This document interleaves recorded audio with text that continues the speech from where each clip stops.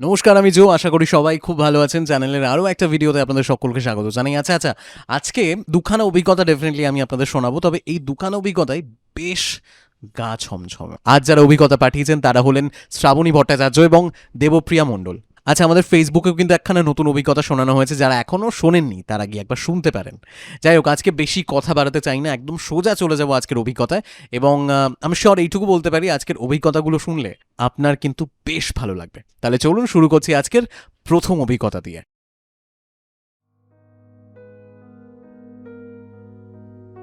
আপনার পেজের গল্পগুলো শুনতে আমার খুব ভালো লাগে, তাই ভাবলাম আপনার সাথেও আমার কিছু অভিজ্ঞতা শেয়ার করি। সর্বপ্রথম বলি, আমার নাম দেবপ্রিয়া মণ্ডল, আমি থাকি নৈহাটিতে। আমরা 3 ভাই বোন, আমি মেজো। বাড়িতে বাবা মা ভাই দিদি আমি ও ঠাকুমা থাকি, আর নিচতলায় থাকে আমার কাকারা। 2021 সালে আমার বাবার মেজো পিসি মারা যান। উনি আমার বাবাকে খুব ভালোবাসতেন। ওনার বাড়ি আমাদের পাশের পাড়াতেই ছিল।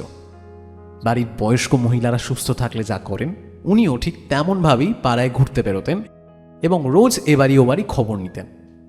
এবং যেহেতু গ্রামেই বাড়ি, তাই মাঝে মাঝেই আমাদের বাড়িতেও আসতেন, যেহেতু দাদু ওনার দাদা সেই সূত্রে। এবার উনি মারা যাওয়ার প্রায় 2 বছর আগে থেকে উনি শয্যাশায়ী হয়ে পড়েন এবং 2021 সালে উনি মারা যান। এবার যথারীতি ওনার শ্রাদ্ধ শান্তির দিন আসে। এবার সেদিন দুপুরে ওনাদের বাড়িতে গিয়ে যা হয়, আমরা খাওয়া দাওয়া সেরে আমি, দিদি আর ভাই বাড়ি ফিরে আসি। মা ওখানেই থাকে আর বলে যে বাবা পরের দিন অফিস থেকে ফেরার সময় মাকে নিয়েই ফিরবে। যথারীতি আমরা বাড়ি চলে আসি।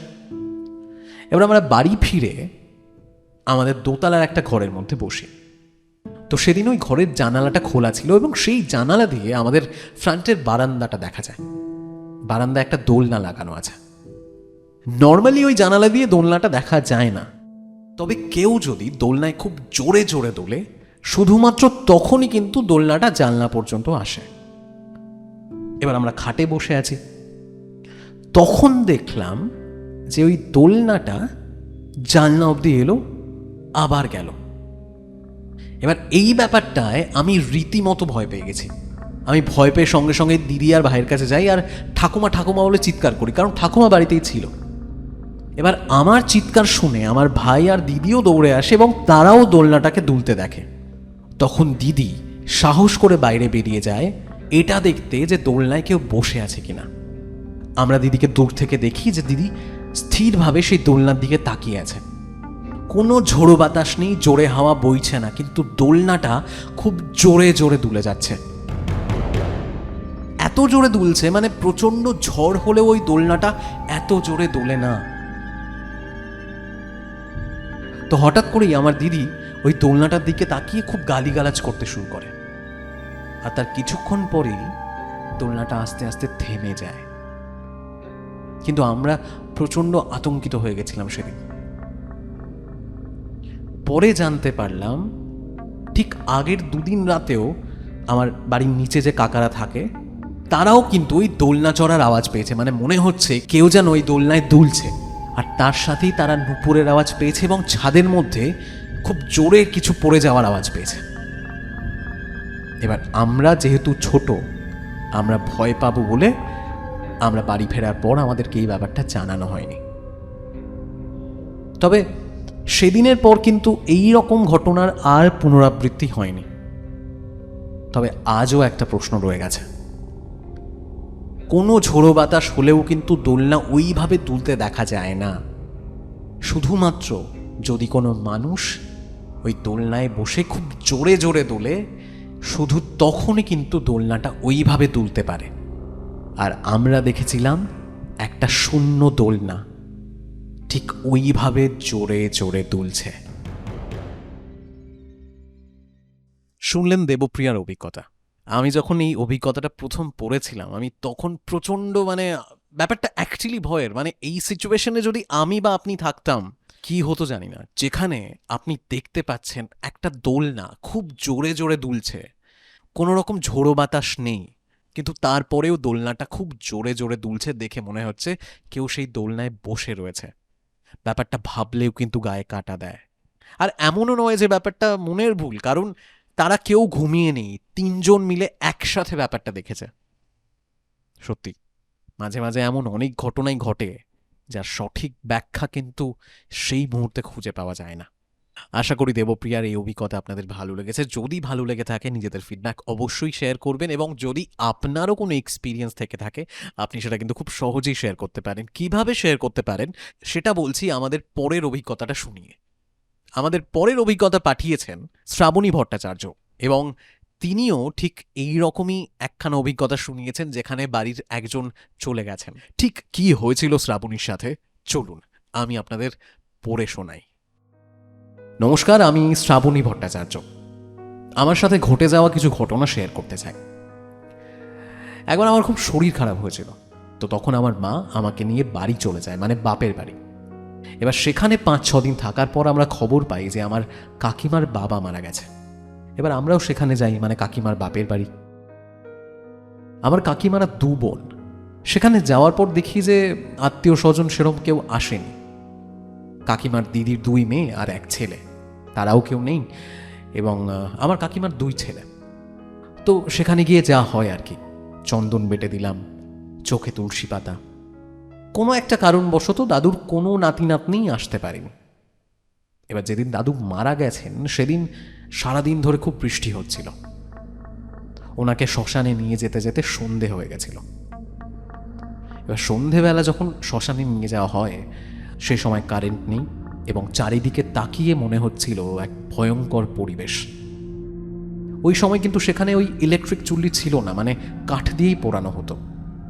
তো আমার কাকুরা আমায় বলছিল যে তুই কেন যাচ্ছিস মা, তোর তো শরীর ভালো নয়। তখন মা আর কাকিমা বলে যে না, শ্মশান খুব পবিত্র জায়গা, কোনো অসুবিধা হবে না। যাই হোক, সেখানে সমস্ত কাজকর্ম শেষ করে আমরা এরপর বাড়ি চলে আসি, মানে আমাদের বাড়িতে।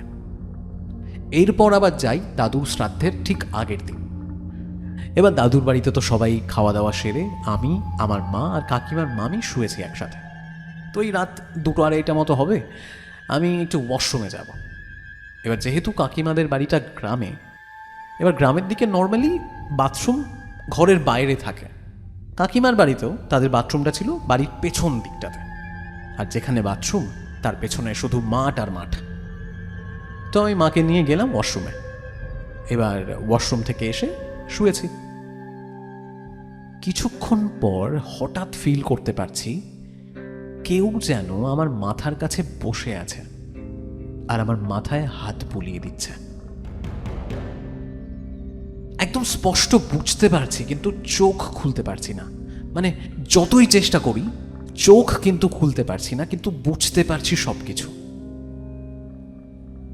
এরপর ঠিক যেন কানের কাছে পরিষ্কার শুনলাম কেউ একজন বলছেন, কোনো চিন্তা করিস না মা, দেখবি তোর সব ভালো হবে। এর কিছুক্ষণ পরে আমি চোখ খুলি, কিন্তু চোখ খুলে কিছুই দেখতে পাই না। যাই হোক, ভোরবেলা সবাই, মানে মা কাকিমারা সবাই উঠে পড়েছে, যেহেতু বাড়ি মাটির বাড়ি তাই ভালো করে লেপতে হবে, শ্রাদ্ধের কাজ শুরু হবে। তো আমিও সেই সময় ঘুম থেকে উঠে মা এবং বাড়ির সবাইকে গত রাতের ঘটনার কথাটা বলি। তো সেই সময় আমার কাকিমা এবং বাকিরা বলেন যে নিজের নাতনিরা থাকতেও তারা কেউ আসেনি, শুধু তুই এলি মা, তাই হয়তো তোকে আশীর্বাদ করে গেছেন। তো এই ছিল আমার ঘটনা। আমি অত ভালো করে গুছিয়ে লিখতে পারিনি, তবে আশা করি তুমি শোনাবে। Thank you. আমরা যখনই ইহলোক বা পরলোক নিয়ে কথা বলি একটু হলেও গাটা ছমছম করে, কিন্তু যখন জানতে পারি যে তার মধ্যে কতটা ভালোবাসা রয়েছে, কতটা স্নেহ রয়েছে, সেটা কিন্তু কোথাও না কোথাও আমাদের মন ভালো করে দেয়। এই ক্ষেত্রে হয়তো খানিকটা সেই রকম শ্রাবণীর কাকিমা তাকে জানাচ্ছেন হয়তো দাদুই এসেছিলেন এবং নাতনিকে আশীর্বাদ করে গেছেন। দুটো অভিজ্ঞতাতেই একটা জিনিস কমন, যে আমাদের কাছের মানুষ আমাদের ছেড়ে চলে গেছেন, তবে এই দুটো অভিজ্ঞতাই কিন্তু নিজেদের মতন করে আলাদা। আশা করি আজকের এই দুটো অভিজ্ঞতাই আপনাদের খুব ভালো লেগেছে। যদি ভালো লেগে থাকে অবশ্যই আপনাদের ফিডব্যাক শেয়ার করুন, জানান কেমন লাগছে। শুধু আজকের অভিজ্ঞতা নয়, বাকি আমাদের এক্সপিরিয়েন্সেসগুলো, বাকি আমাদের এপিসোডগুলো আপনাদের কেমন লাগছে সেটা জানান। এবং তার পাশাপাশি যেমনটা বলছিলাম, যদি আপনার কোনো এক্সপিরিয়েন্স থেকে থাকে আপনি কিন্তু সেটা খুব সহজেই শেয়ার করতে পারেন। আপনি ইতিমধ্যে জেনেই গেছেন যে আমরা শুধুমাত্র ভয়ের অভিজ্ঞতা শোনাই না, আমাদের জীবনে ঘটে যাওয়া যে কোনো রকমের এক্সপিরিয়েন্স কিন্তু আমরা শোনাই। হতে পারে সেটা ভয়, হতে পারে ভালোবাসা, হতে পারে মন খারাপ, হতে পারে আনন্দ, কিংবা এমন কোনো এক্সপিরিয়েন্স যা আপনার মনে দাগ কেটেছে। আপনার যে কোনো রকমের এক্সপিরিয়েন্স আপনি যদি চান, আপনি কিন্তু খুব সহজেই শেয়ার করতে পারেন। আপনাকে শুধু লিখতে হবে অথবা রেকর্ড করতে হবে, আর তারপর সেটা পাঠাতে হবে আমাদের ফেসবুক পেজে। আর না হয় আপনি আমাদের মেল করতে পারেন। আমাদের ইমেল অ্যাড্রেস storywithjoe@gmail.com। আজকের মতো আড্ডা আমরা এখানেই শেষ করছি। আপনাদের সবার সাথে দেখা হবে পরের ভিডিওতে। ততক্ষণ সবাই খুব ভালো থাকবেন। ধন্যবাদ।